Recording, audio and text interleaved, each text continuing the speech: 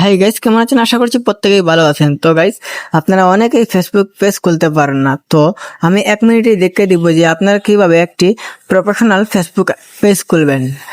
মাত্র 1 মিনিটেই দেখিয়ে দিব। শুধু ফোন স্ক্রিনে আপনার চোখ রাখুন।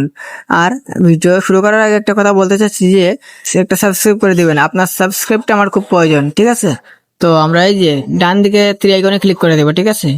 ক্লিক করে দেওয়ার পর এই আমরা পেজে ক্লিক করব। পেজে ক্লিক করার পর এখানে এই যে ক্রিয়েটে উপরে ক্রিয়েট লেখা রয়েছে, ক্রিয়েটে আমরা ক্লিক করব, ঠিক আছে? ক্রিয়েটে ক্লিক করার পর এখানে দুইটা অপশন আছে, পার্সোনাল, প্রফেশনাল।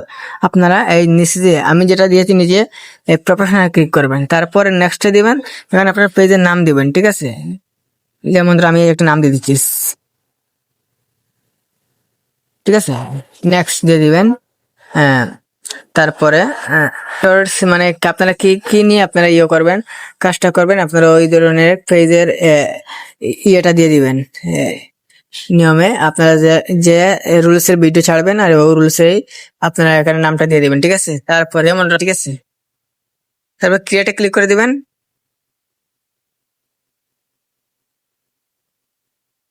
That's it. তারপর এখানে আপনারা আপনার ওয়েবসাইট, জিমেইল, টিমেইল সবকিছু দিলে দিবেন, নাহলে নেই। আপনার এটা ক্রিয়েট হয়ে গেছে, ঠিক আছে?